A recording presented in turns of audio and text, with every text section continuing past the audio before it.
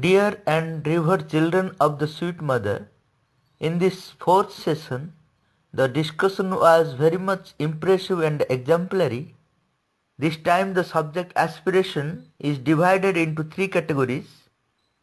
First one is about the meaning and definition of aspiration. Second one is about its absolute need for the spiritual progress. And third one is about its qualities. Let me explain the true meaning and definition of aspiration. Aspiration is a call for the divine, for the truth, for the consciousness, peace, ananda, knowledge, freedom, beauty, perfection, etc. The pure call originates from our inmost being like a fire, then it breaks out into our inner and subliminal being, and finally our whole being comes under its grip. This is the reason why the mother said to Saubhadi, "Let a deep aspiration rise from deep within your inmost being and come into the outer being and suffuse all your bodily movements. Let this aspiration flow in you in the smallest atom and particle of your being." Sri Aurobindo has also said befittingly by quoting the biblical phrase, "My zeal for the Lord has eaten me up." The mother clarified the meaning of the word zeal as an intense, constant and integral aspiration wherein the entire being is absorbed in its consecration. The Sanskrit word for the word zeal is utshaha and vyakulata together. The utshaha of the whole nature and the vyakulata of the heart for the divine. Journey of life towards the divine is a greatest adventure. There is a test of this adventure which takes hold of us completely and flings us into the unknown. That test for the supreme adventure, without calculation, without reserve and without possibility of withdrawal, is also called as an aspiration. True prayer is a form of an aspiration. Very often we pray to fulfill our desires, like prayers for wealth, worldly success, etc. These prayers are not the forms of an aspiration. Aspiration is the movement of the psychic being. Therefore, its nature is unselfish and unegoistic. Many of us mistake the desire as an aspiration. But nature of the desire is to draw everything to oneself, whereas the nature of the aspiration is to give oneself. For instance, wanting the money for oneself is a desire, whereas wanting the money for the divine cause is an aspiration. Very often, our aspiration for doing the divine work is mixed up with the desire for name and fame. This is called as an impure aspiration, which loses its effectivity. The aspiration manifests differently in different centers of our being. It expresses in the Jivatman center for the realization of the one to manifest in all the being. It manifests in the mental center for the greater light to illumine its powerless complexity, so that the expression of the mind is clear and precise and very reasonable. It manifests in the vital center for peace, to be quite impartial, without desire or preference, to be a good docile instrument without any personal whims, always at the divine's disposal. It manifests in the physical center for harmonious functioning of all the parts of the body, for perfect health and overcoming its habit of hankering after material comforts like good food, good clothes, happy relationship, etc. Many of us name aspiration as Agni. It is true, and once it is awakened, then all the little satisfactions with the ordinary life burns away.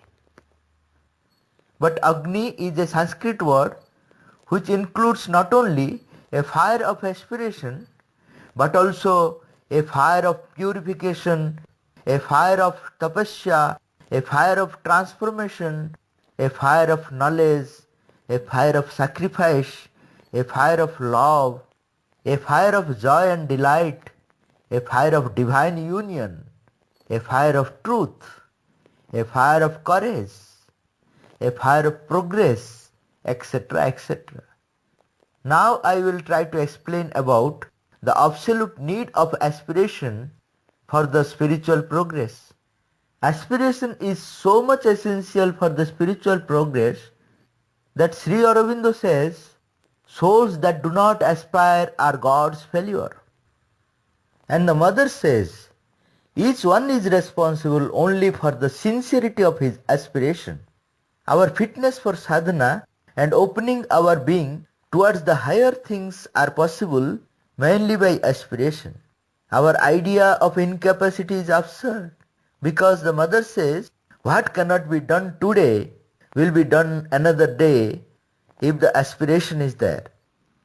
Though our aspiration is increased by the mother's grace, but the mother's grace will not act if we do not aspire. Her grace works for the realization of our aspiration.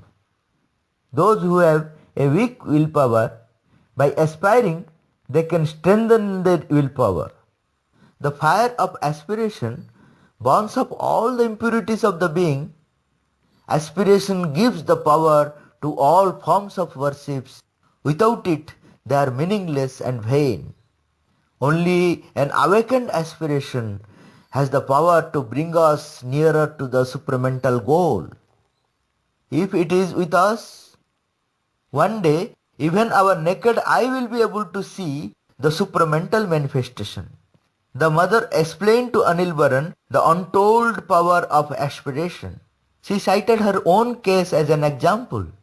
She was not able to conquer the subconscious region of the earth. Then she simply aspired continually for about 2 hours. The fire became stronger and stronger, and at last she got what she wanted. Let me come to the third part of the question, that is about the essentiality of pure, intense, ardent and ceaseless qualities in our aspiration. Aspiration is in everybody, but the effectiveness depends on its purity, intensity and object. When our aspiration is highly pure, unmixed with the desire and ambition, when our aspiration has powerful intensity, and when our aspiration is objectified to the divine alone, then it is possible for us to realize the divine fully even from the beginning. But such aspiration is rare to be found in us. For this to achieve, our aspiration must be constant and ceaseless. It is true that mother's force actually aspires in us, yet it is also true that the working of the mother's force will be ceaseless when our personal consciousness ceaselessly looks for the divine and assents to the working. Our constant and ceaseless aspiration, if it is sincere, can conquer all defects, enter into subconscient consciously to illumine it and bring forward our psychic being. This is what I say about the topic aspiration. Let me now answer the 3 questions of Sanjeev and 1 question of Sarita. Sanjeev's first question: I think collective aspiration is practically too difficult to achieve compared to individual aspiration. For example, I find it difficult to achieve collective aspiration inside my home itself. Each one of us have our own aspiration in different direction. How the collective aspiration can be achieved at home first, then to think of collective aspiration of the humanity as a whole. Yes, awakening of the collective aspiration is more difficult as compared to the awakening of individual aspiration. Especially to have a collective aspiration is far more difficult in family life. In rare cases we get a family attuned perfectly with our psychic aspiration. The mother says, you are born in a family and are subject to the atavism, the laws of the rigid family atavism. which is imposed from outside. When you are quite young, what surrounds you seems altogether natural to you, because you are born in its midst and are quite used to it.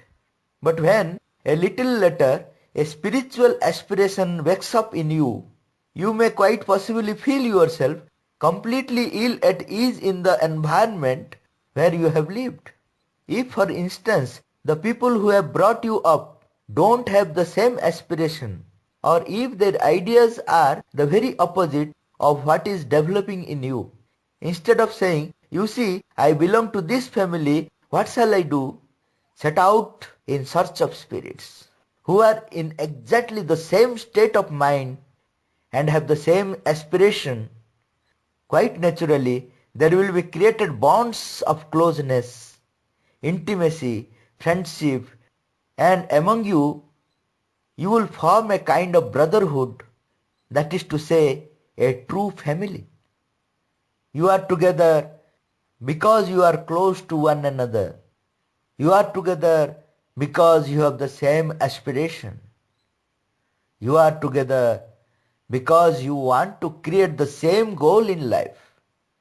You understand one another when you speak. You have no need to discuss anything which is said, and you live in a kind of inner harmony. This is the true family. This is the family of aspiration, the family of spiritual inclinations. So, we can try to have a collective aspiration in our family and make it a true family. But more important is to form a true family with those who have the common aspiration. For this to succeed, the mother says, we must be impersonal without any personal reaction.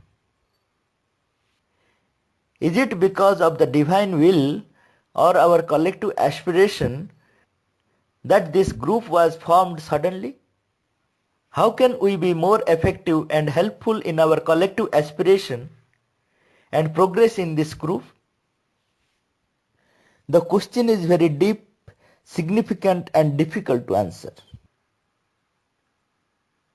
In the year 1957, the mother said, "It is only quite recently that the need for collective reality began to appear. Since the manifestation of the supramental consciousness and force, there has awakened the necessity for a true communal life, which would represent the deeper truth and be the beginning of what Sri Aurobindo calls a supramental or Gnostic community. The need for real union, a deeper bond has been felt, and the effort has been directed towards that realization. This has caused some disturbance.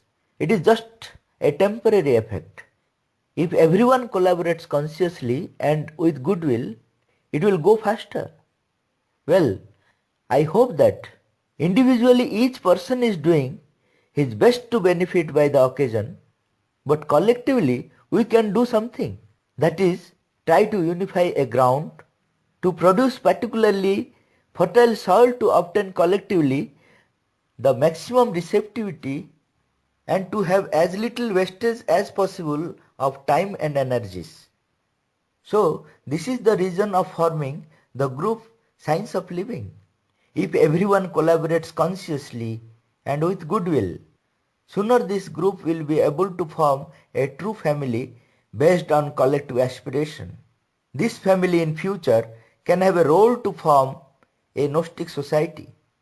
Sri Aurobindo says, in our present human existence, there is a physical collectivity held together by the common physical life, where an organized compromise is enforced by the necessity of living together.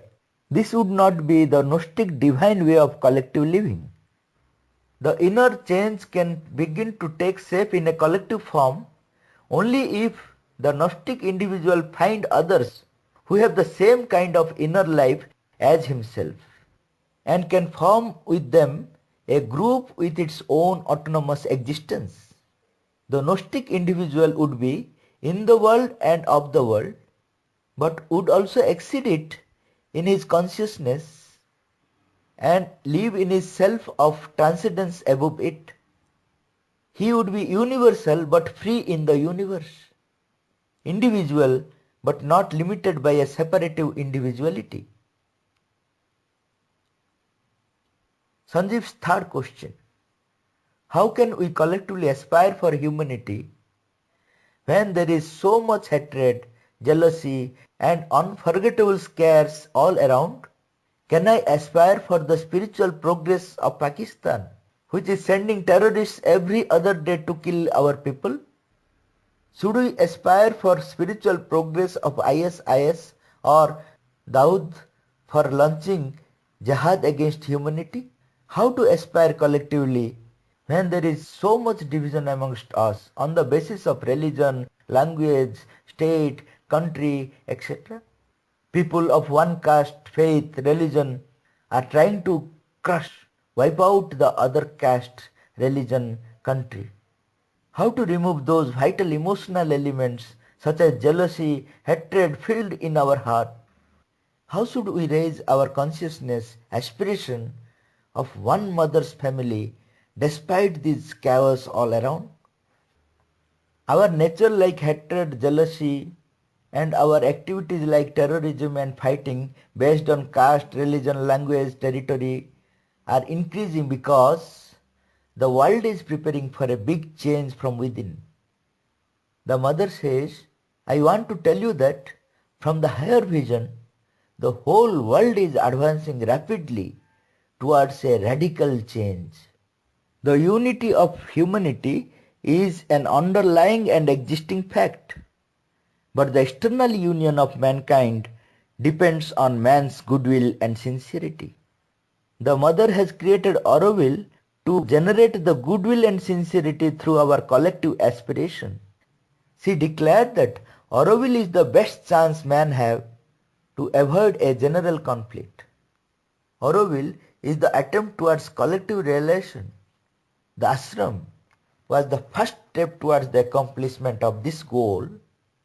The project Aurobindo is the next step, more exterior, which seeks to widen the base of this attempt to establish harmony between soul and body, spirit and nature, heaven and earth in the collective life of mankind. Aurobindo is the only hope for preventing a new world war. If it can become more widespread, can prevent world war. So only solution for the present crisis is to establish harmony between soul and body, spirit and nature, heaven and earth by the help of our collective aspiration. We have to generate the goodwill for all, even to our so-called enemies, through our collective aspiration. One sadhak Satyendra asked to Sri Aurobindo, in our yoga it seems one has to face a Kurukshetra, an inner Kurukshetra, and everyone has to be a fighter like Arjuna.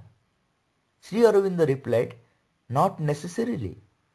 It depends on the nature of the being.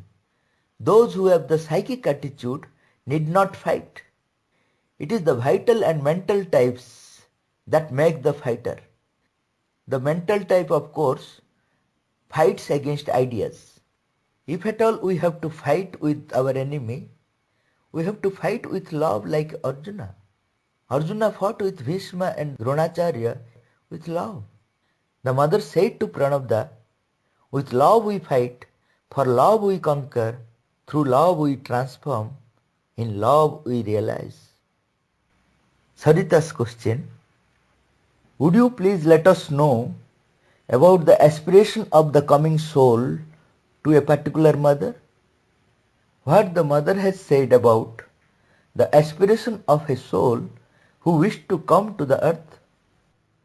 The souls whose psychic is sufficiently formed can only have the capacity of aspiring and choosing the parents of their next birth at the time of death. The state of consciousness in which the aspiring parents are at the moment of conception gives a sort of stamp to the child, which it will reflect throughout its life. The advanced soul also has no escape to it. Sri Aurobindo says, some psychic beings get into relation with the birth environment and the parents from the time of inception and determine the preparation of the personality and future in the embryo. Others join only at the time of delivery. Others even later on in the life, and in these cases it is some emanation of the psychic being which upholds the life. A very advanced psychic being sometimes sends down an emanation which resides in a human being and prepares it until it is ready for the psychic being itself to enter into the life. Generally, the advanced souls do not prefer to repeat the place, parents, etc. But it is not unusual for the unformed souls to reincarnate in their children or grandchildren. Thank you very much. Supreme Lord, eternal truth, let us obey Thee alone and live according to truth.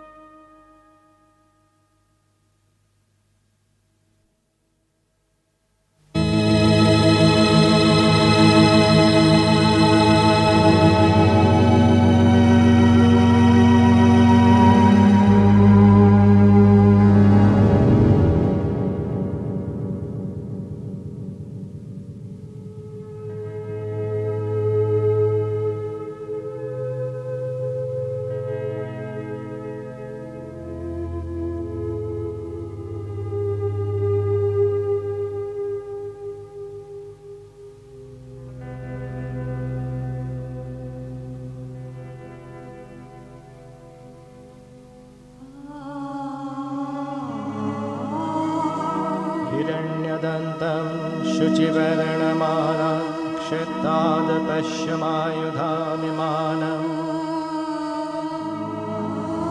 ददानो अस्मा अमृतं विपृकृत् किं मामनिन्द्राः कृणवन् अनुकथाः